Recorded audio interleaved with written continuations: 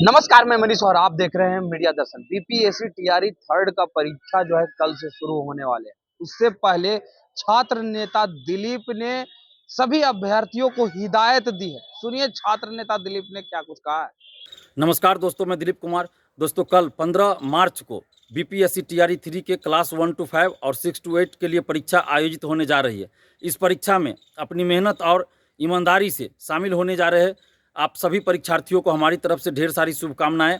आप पूरी सकारात्मक सोच के साथ परीक्षा दीजिए, अच्छे से परीक्षा दीजिए और किसी भी तरह के कदाचार से बिल्कुल दूर रहिए। पेपर लीक, धांधली सेटिंग या किसी भी अन्य तरह के कदाचार से बिल्कुल दूर रहिए, क्योंकि आप ऐसे मामलों में अगर संलिप्त पाए गए तो 5 साल या उससे अधिक समय के लिए आप सभी तरह की परीक्षाओं से प्रतिबंधित कर दिए जाइएगा, जेल भी जाइएगा, आपकी बदनामी भी होगी। तो इसलिए ऐसे लालच से बचिए और किसी भी तरह के कदाचार से आप बिल्कुल दूर रहिए।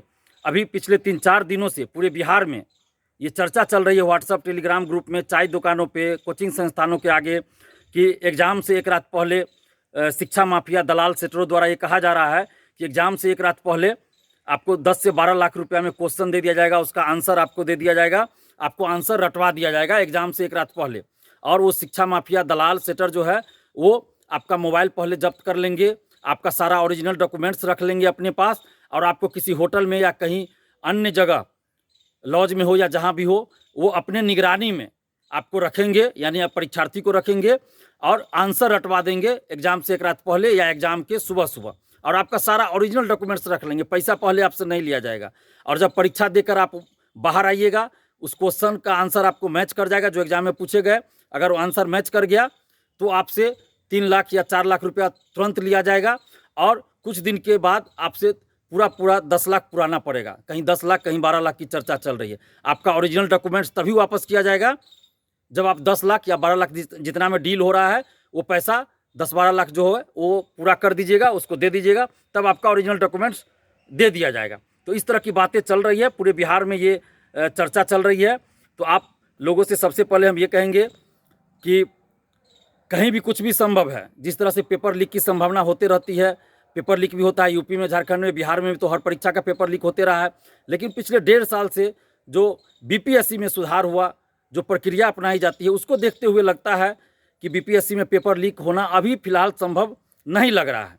लेकिन फिर भी हम लोग नज़र रखे हुए हैं और हमारे पास कई अभ्यर्थियों ने जानकारी दी है कुछ दलालों के बारे में, सेटरों के बारे में।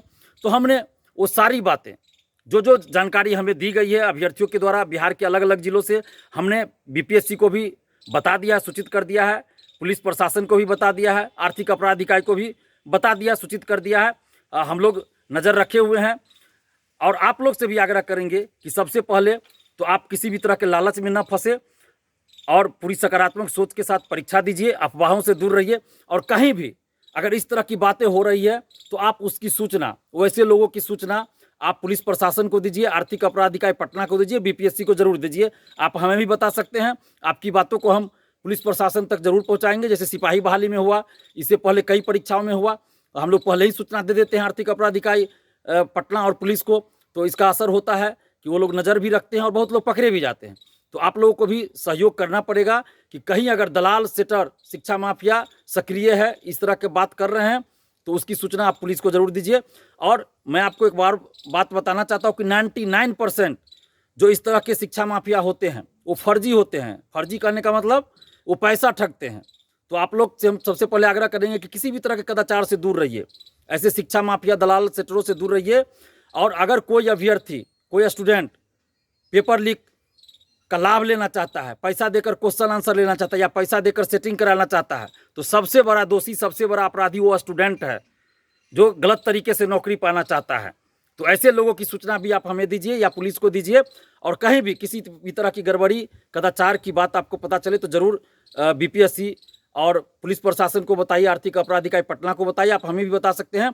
और आप लोग किसी भी तरह की अफवाह से दूर रहिए और पूरी सकारात्मक सोच के साथ परीक्षा दीजिए। अगर कहीं कुछ गड़बड़ी होती है तो हम लोग चुप भी नहीं बैठेंगे। कहीं भी अगर कुछ भी गड़बड़ी होगी तो हम लोग चुप भी नहीं बैठेंगे और मिलजुल कर, एकजुट होकर हम लोग उसके खिलाफ लड़ेंगे भी।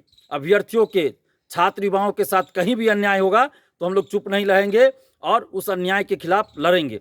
और पुलिस प्रशासन, आर्थिक अपराध इकाई और बीपीएससी से भी हम आग्रह करेंगे कि ऐसे मामलों पे नज़र रखी जाए और शिक्षा माफियाओं पे, दलालों पे, सेटरों पे कठोर से कठोर कार्रवाई की जाए ताकि इस तरह की घटनाएं न हो। धन्यवाद। जय हिंद। तो आपने सुना छात्र नेता दिलीप सीधे तौर पर ये कहते हुए नजर आ रहे हैं कि दलालों के चक्कर में नहीं पड़े। जो अभ्यर्थियों को दलाल फोन करके या किसी भी तरीके से उनसे संपर्क कर रहे हैं और 10 लाख 12 लाख में सेटिंग की बात कर रहे हैं नौकरी के नाम पर, उनसे बचिए। क्योंकि अगर इस प्रकार के कामों में संलिप्तता पाई गई तो 5 साल तक किसी भी नौकरी का फॉर्म आप नहीं भर पाएंगे, यानी आपका भविष्य जो है पूरी तरह से बर्बाद हो जाएगा।